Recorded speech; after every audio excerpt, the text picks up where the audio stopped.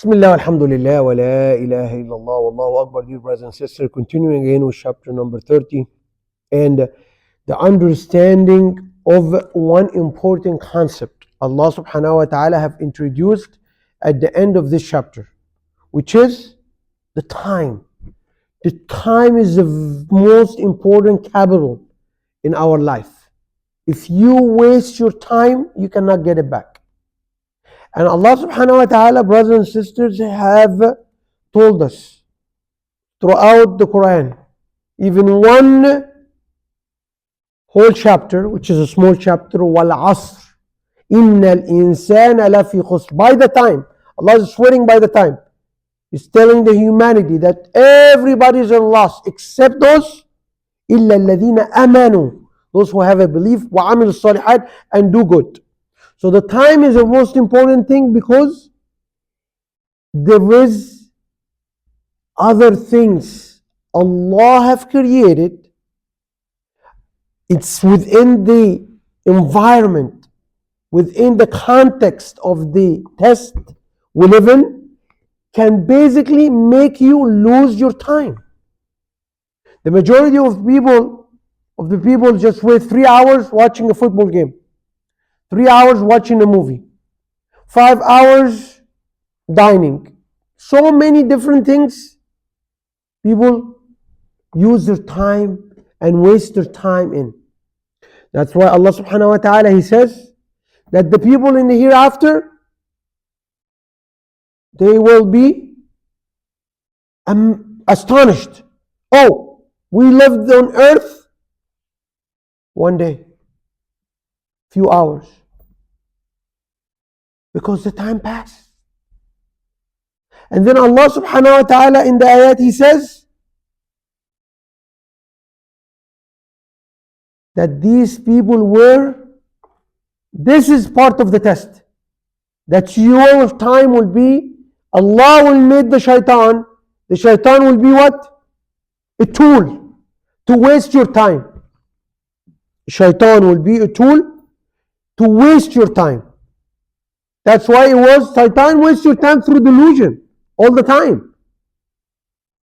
Shaitan wastes your time through delusion all the time.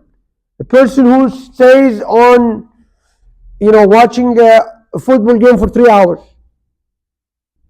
or texting, watching on YouTube or TikTok or whatever nonsense. And after the time passed, oh, how did I spend that time? How did I waste that time? I had study to do. I had work to do. I had these things to do. So the whole idea is we have to be able to control our time and not to waste our time. And the very important thing Allah have prescribed to us every day is the prayers. Prayers teach you discipline. When you wake up 5 o'clock in the morning to do the Fajr, you're not going to wake up at 10. So that's the hours you start to plan for the day early when everybody's sleeping. You have a head start on everything. So the prayers is a way of discipline and managing, time management. You'll have a schedule. After Fajr prayer, I'll do this and this and this. After Dhuhr, I'll do this. After Asr, I'll do this. You'll see your day is productive. Allah subhanahu wa ta'ala, brothers and sisters, He said that those who got the knowledge, those who got the belief, are the one who will counter those who had disbelief and wasted their time. Number one, we want to understand that you can have knowledge but no belief, because a lot of people have a lot of good knowledge, but they're atheists, they're engineers, doctors, but they don't have the belief there is God.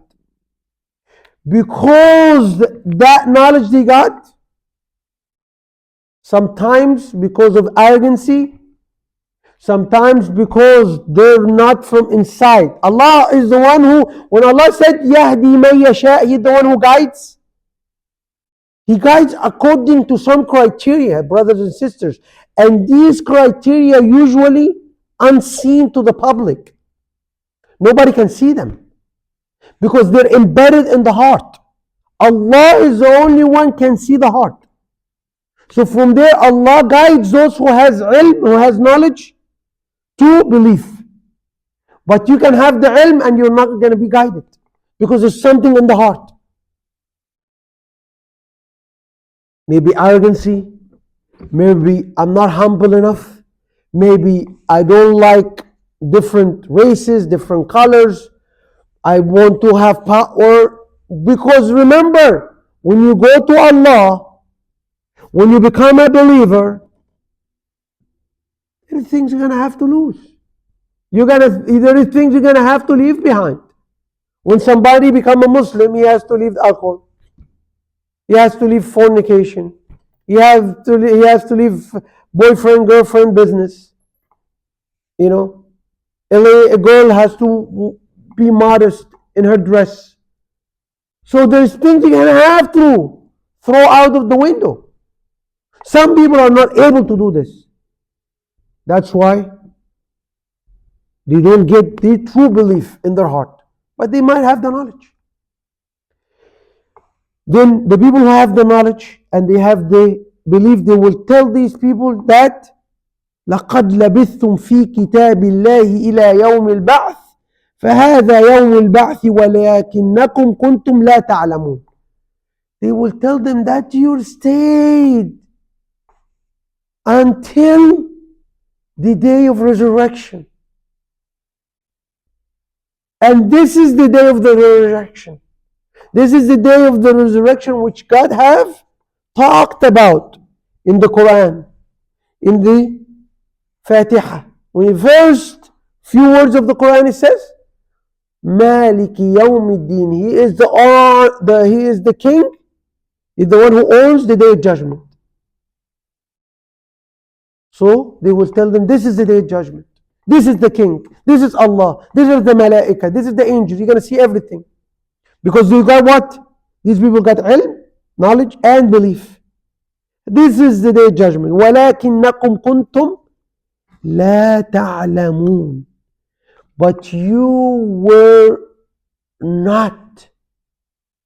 They didn't have knowledge. And here, the word knowledge doesn't mean the knowledge of there is a hereafter, there is a day of judgment, there is God. Knowledge by completely knowing it, believing it, and work as if they are certain. As if these things are certain. That's a knowledge. Certain. No doubt. No 0.0001% doubt that there is Allah, that there is Muhammad ﷺ was the final prophet, that there is Quran, and act upon those things. Because you might know, but you're not acting. And that means your knowledge didn't become evident inside your heart and in your actions. Then Allah subhanahu wa ta'ala is finishing that kind of exchange between the believers and the disbelievers by saying, فَيَوْمَئِذٍ, at that day, لَا يَنْفَعُ الَّذِينَ ظَلَمُوا, those who commit injustices towards themselves by worshipping something else other than Allah, towards others, مَعْذِرَتَهُمْ, no excuses at that day. This is not a test where you can go to the teacher and say, I'm sorry, I was sick at that day, I couldn't come to the test. Because Allah gives so many chances. He sends so many messages, so many text messages, which are not spam. But you, as a disbeliever, a person who's a disbeliever, thinks they are spam. People come to talk to Allah to you about hereafter, about Muhammad, and you say, oh, you're spam. You're a robocall. I'm not going to answer you. I'm not interested. No, brothers and sisters, this is the essence of our life, is to become obedient, to know Allah, to become obedient to Allah. And everything else around us is just a test, tools of the test. فَمَنْ زُحْزِحَ عَنِ النَّارِ وَأُدْخِلِ الْجَنَّةِ.